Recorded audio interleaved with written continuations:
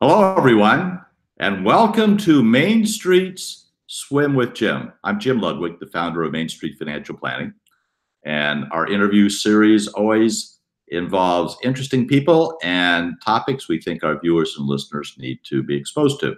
Today, we are introducing David McPherson of Four Ponds Financial Planning, located in Boston and Cape Cod, Massachusetts. Good morning, David. Good morning, Jim. Thanks for inviting me to chat with you today. Thank you for being willing to talk about a topic that we're calling lifestyle creep causes and cures, because lifestyle creep is something that financial planners sometimes get exposed to, and we want to find out what it is and what people can do about it if they have to do anything. So can we start off this morning when you describe lifestyle creep? Sure. Sure.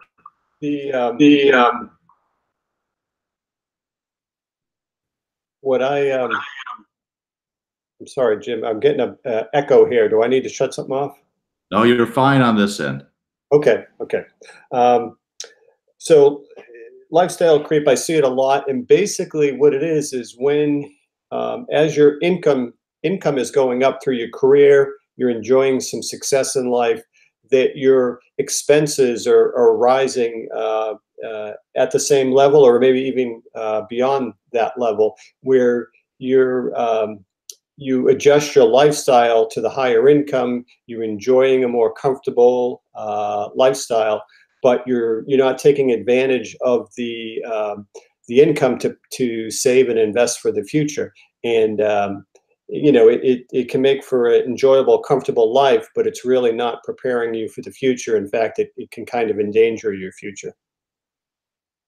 Yeah, I've been exposed to it over the years as both a hospital administrator and now a financial planner, and it's the new doctor syndrome.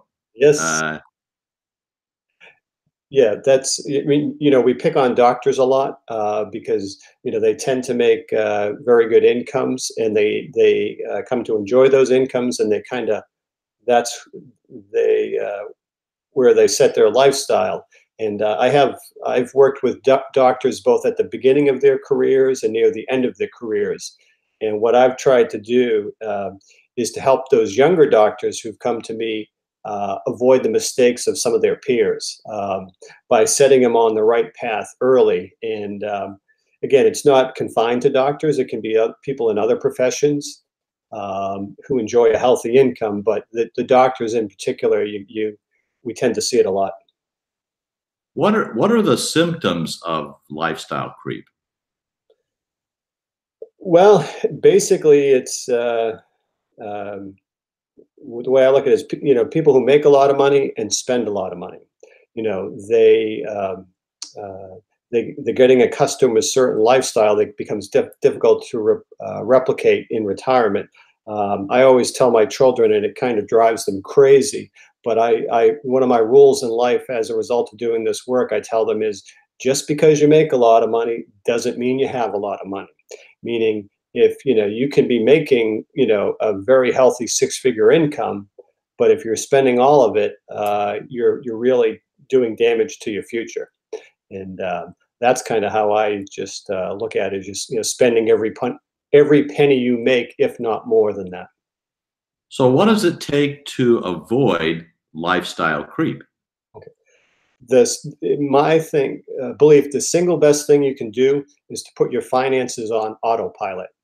And that's, saving and investing on a regular basis and just automating the process so you don't have to think about it. And on the flip side, you can do the same with paying down debt, where it's just automated. So with clients who I think could become susceptible to lifestyle creep, what I like to do is to help them put in the pieces where there's money going either directly from their paycheck or their checking account. And we set up a process where, maybe on a monthly or even a weekly basis, there's a certain amount that's being directed from their income into either savings or, paying down debt, or a combination of the two. we talked about doctors, and I have multiple cases of doctors who are clients where what I'm trying to do is, many times they'll be making the maximum contribution to their 401k plan, which is great. But I explain to them, if you're making $350,000 a year and you become accustomed to that lifestyle, your 401k plan is not going to be enough to replicate that lifestyle in retirement. So what I try to do, a common technique that I use is to encourage them to set up a taxable brokerage account that supplements their retirement savings. And what I do is, I'll try to get it. The most important thing to me is to get it set up, to get the process started. I'm less about how much they're putting into that account in the beginning. But with the taxable brokerage account, what I tend to do is, I'll give them a suggested mix of investments between stock mutual funds and bond mutual funds. I'll make it a somewhat more conservative account compared to, say, like their retirement account. And then what I'm trying to get them to do is to, put in a set amount each and every month. And then as I meet with those clients over time, periodically, to get them to, to increase the amount. And so really if you're a high earner, the 401k is great. You want to take advantage of it. But if you like a pretty good lifestyle, that is not going to be enough, and you need to start now. So I've got a number of clients, young physicians, kind of in their late 30s, early 40s, and I tell them nightmare stories about some of their colleagues who are in their late 60s and early 70s and still working because they haven't done enough to save for retirement. I understand.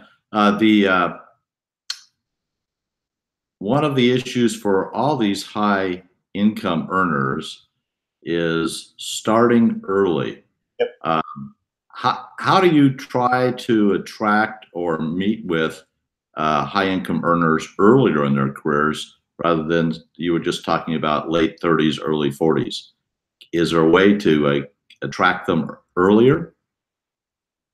I can't say I specifically market to them in a particular way. But over my career, that what I have found is I tend to draw clients that either, kind of the classic pre-retiree, somebody's a few years away from retirement, but I've also always had younger clients, what I call the motivated savers.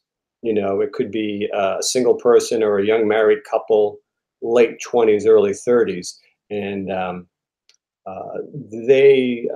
think it's maybe a generational thing that, people coming into the workforce today or early in their careers have no expectation of a pension, nor do they, many of them believe that Social Security is not going to be around. So I find many people in that age range are pretty realistic and know that the burden is on them. So again, I can't say I necessarily reach out to them actively, but they do seem to find me. Okay. Well, how about the eternal question of, do I pay off debt or save for retirement? Oh, that one's easy. That one's easy. Both. That's almost always the answer. And it's a frequent question, and it's like, well, they think it has to be one or the other. And I say, no, you're going to do both. It's just a question of how much. And again, because I'm all about getting the process started. And even if it's only $25 a month going into your retirement savings, or $100 a month, it's just, we want to be putting in the procedures to do both, so that the debt is getting paid down, but we don't want to ignore the retirement savings, particularly a 401k plan. You don't want to be missing out on the match that you may be getting from your employer. Plus, also with the tax savings on the 401k plan, you're getting an immediate rate of return just in the tax savings, so you don't want to forego that. So yeah, paying down the debt, you might be paying debt at an interest rate of 5, 6, or 7%, and that's a guaranteed rate of return. But on the flip side, with the 401k, you don't want to walk away from the match or the tax savings. So it's, I say it somewhat sarcastically with clients, but I actually mean it. I want you to do both.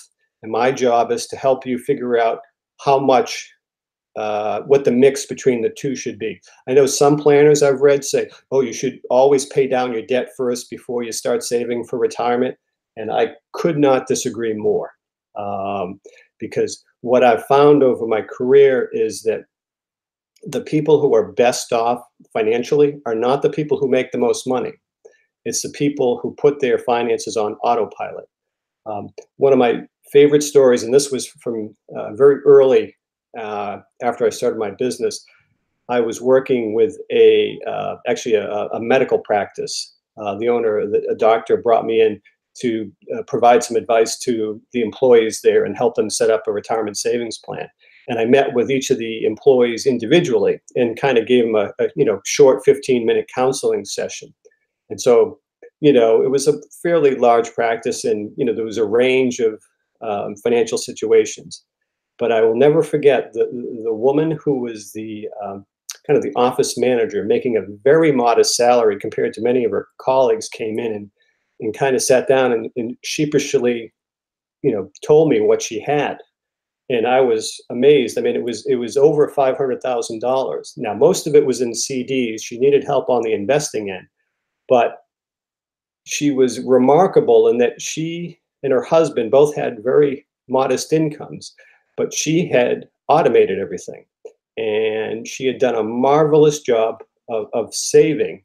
And she kind of was very sheepish about it. And she told me, she said, my husband doesn't know how much money we have, because she was overseeing it. It was going into the savings. And it was just wonderful, because, if this woman could do it as she on her salary, then others can do it. And it was simply because she put it on autopilot.